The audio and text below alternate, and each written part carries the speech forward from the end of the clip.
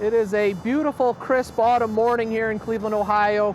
Perfect opportunity for this 1954 Buick Skylark to hit the road. Almost everyone's familiar with the Skylarks, 53 and 54. They were Buick's halo models, largely hand-built, custom-bodied, limited production, designed to get people into the showrooms. And I think they probably succeeded rather well at that.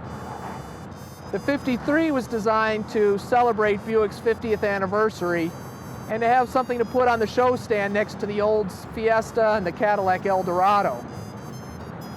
But the 53s were also outrageously expensive to build. They were hand-built, sectioned, custom body, lead work, everything. Largely hand-built cars. So when GM management wanted to build a 54 model, they said you need to figure out a more reasonably priced way to do it. So this car, built in 1954, is based on the Century platform rather than the Roadmaster. Same wheelbase, same chassis, same engine, but slightly different sheet metal. And the big difference here is that all the modifications to the 54 Skylark were done as stampings. It has unique quarter panels, it has a unique trunk lid, it has unique front fenders, but none of that required any hand labor. They just stamped out new pieces, bolted them onto a Century convertible, and voila, you've got a Skylark. Made it much more reasonable to build. It was still one of the more expensive cars you could buy, and as a result, only 836 were sold in 1954, which is about half of 1953. And after that, Buick kind of gave up on them. But owning a car like this in 1954 had to be a special occasion. It has dramatic looks. The little chrome winglets on top of the quarter panels, the Kelsey Hayes wire wheels, and perhaps the 54's most dramatic styling feature, those cutaway fenders that showcase the contrasting color on the inner fender wells. That's really awesome. A lot of guys are either a 53 or a 54 Skylark guy. I have yet to meet someone who likes them both equally. I personally am a 53 guy, but I sure can't argue with the way this 54 runs and drives. It's equipped with Buick's second year, 322 cubic inch Nailhead V8 with a 4-barrel carburetor, about 200 horsepower, and I bet this thing's got 350 or 380 pounds of torque. I mean, it kicks this 4,800-pound convertible around like it's a Camaro. It doesn't weigh anything when you got that much motor moving it. So this one was really exciting when it came time to take a drive. You might remember a few months ago we took a drive in a 53 Packard Caribbean. Same kind of car, same idea. A bespoke, hand-built, custom-bodied car to get people into showrooms. But I gotta say, this Buick feels like it's 100 horsepower stronger than that Packard. I mean, it's not even a fair fight at this point. Even with the Dynaflow, which has kind of a mixed reputation. It's not your standard transmission. There are no perceptible shifts. There are no gears. It uses turbines, which are Buick's name for torque converters. And like a modern CVT, the car simply accelerates without any perceptible shifts. It's very extraordinary to feel. For a lot of first-timers, it sort of feels like the transmission might be slipping. But suddenly you find yourself rocketing along at 70 miles an hour and everything's fine, and you know it's doing its job. The downside, of course, is that the Dynaflow tended to suck up a little extra horsepower. But when you have a factory putting out the kind of juice that this Nailhead is, a few extra horsepower here and there aren't going to be missed. This particular car is beautifully restored, very correct. Color is called Cavalier Blue. It has a correct two-tone blue interior, and it is just beautifully done. It was finished about 10 years ago, so it's not perfect anymore. I'd say it probably has 5,000 or 7,000 miles on the restoration. But everything works. I'm running the heater. It's about 55 degrees today, but it's nice and comfortable in here. Gauges are all working. It's running nice and cool, of course. Even the clock's keeping good time. So somebody was really sweating the detail on this car. As a top-of-the-line model, of course, everything was standard on the Skylark. Power windows, power seat, of course, power top, power antenna, which works correctly, and of course, power steering and power brakes are probably mandatory on something this big and heavy.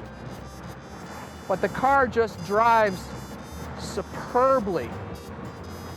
I can distantly hear a nice V8 hum coming out of the back, but there are no perceptible vibrations from the engine, and putting your foot into it just results in this even flow of acceleration that's really uncanny. Between the torque of the Nailhead and the Dynaflow constantly shifting torque around, it really makes for an easy car to drive. And I think that's what Buicks were most famous for in the 50s, was that effortlessness. It wasn't all about acceleration, although I bet this car is plenty potent. But it was about an inevitable feeling that this car could accelerate forever, that there is always more power on tap. That is, I think, what luxury was all about in the 50s. You didn't need to flex your muscles, but you knew you had them. And you can see with power steering, this sucker is unbelievably easy to wheel around. The transmission's always right there, keeping the engine in its sweet spot. It's just lovely to drive. I will admit that I have been a longtime Buick fan. I own several, and I'm a big cheerleader. I think they are grossly underrated and underrepresented and undervalued on the market, simply because the Cadillacs are flashy and everybody has some connection to the Chevys. But pound for pound, I think the Buick represents near Cadillac luxury at Chevy prices with more horsepower than any of them. I mean, this sucker will chase down much faster cars who have an image of being fast, and it's a big full tilt luxury boat.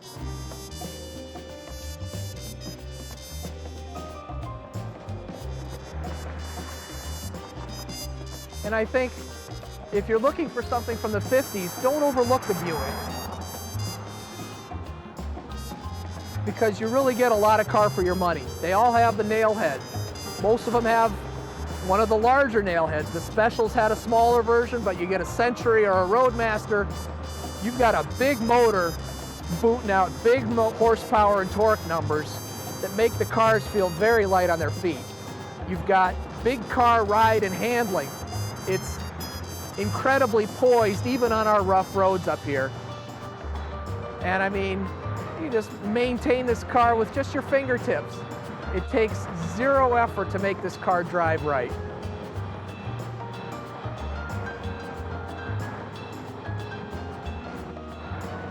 Admittedly, the Skylarks are expensive cars. There was a time, maybe 8 years ago, when they were bringing $300,000, $400,000. I think that was an anomaly and probably fed by a handful of very wealthy guys fighting over a limited number of cars. But today they're relatively plentiful. They have a high survival rate.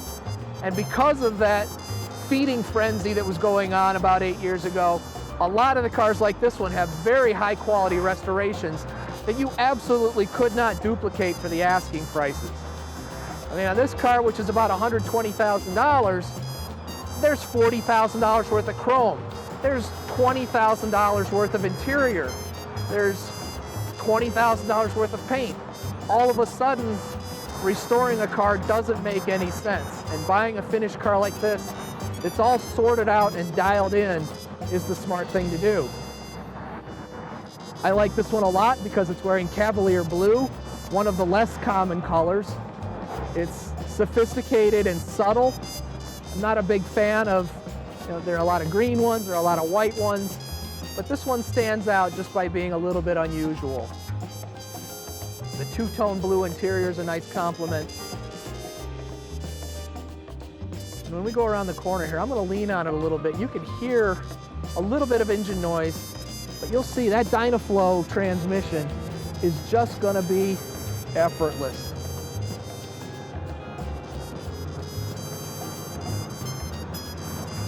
No shifts.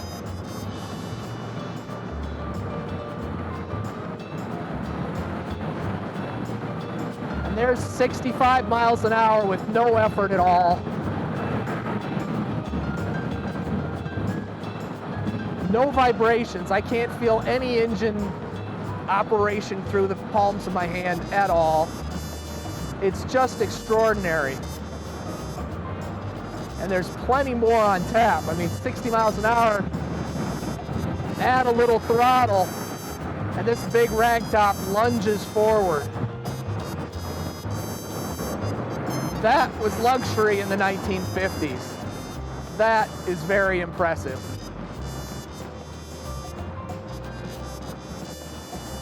Brakes are, of course, still drums, but they are hugely powerful. They are bigger than the drum brakes on most other cars.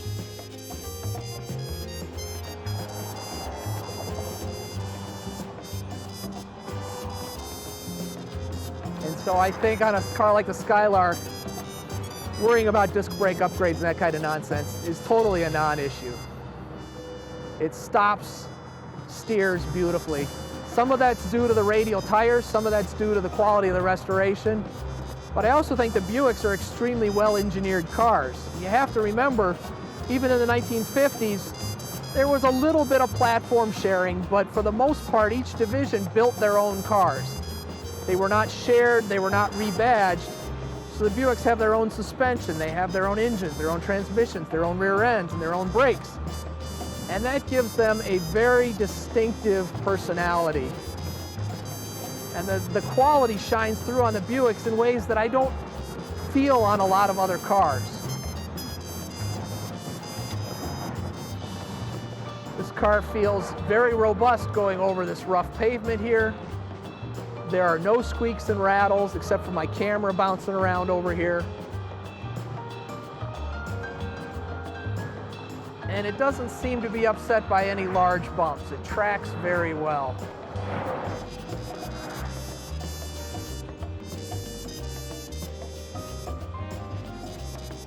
And that Dynaflow is always right there. It's right in the sweet spot. A lot like today's CVT transmissions, where there aren't any gears to shift. It just keeps the engine right where it needs to be to make the most power and get you out of the corners.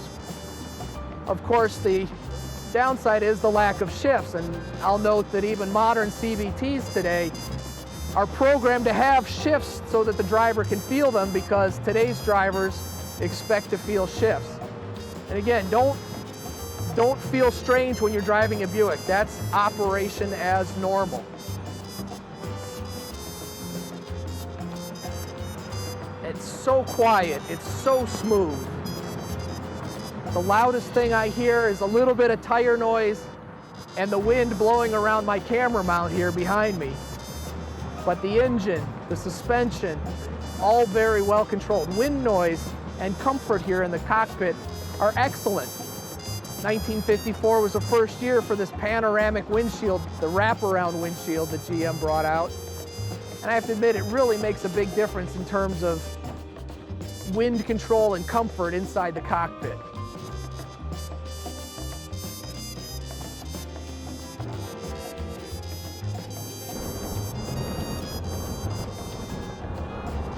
Horsepower really is the ultimate luxury in these cars. You need to pass somebody, you just boot it a little bit and it accelerates easily.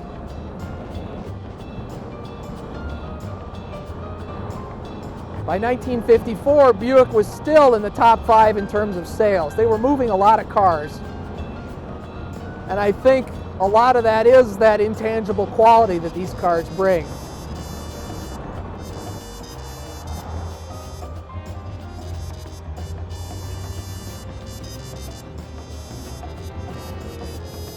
All Buicks in 1954 were 12 volts. They switched in 53.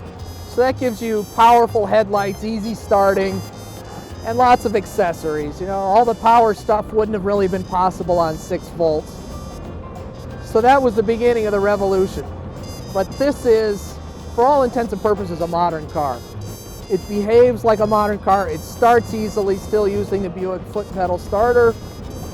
It idles nicely.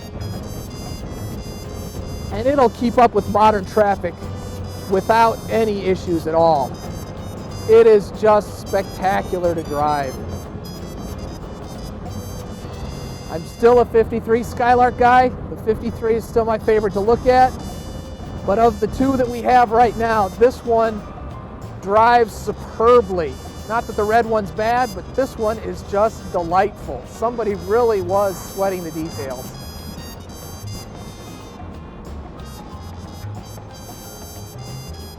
I like seeing the Buick bomb sight hood ornament out there.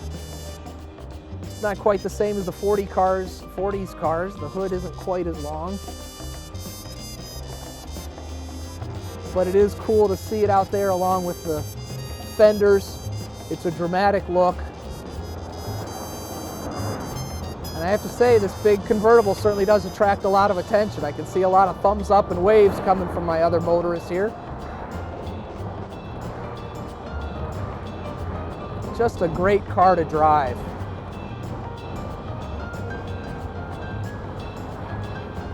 Hills, completely ignored. I could get very addicted to this much torque.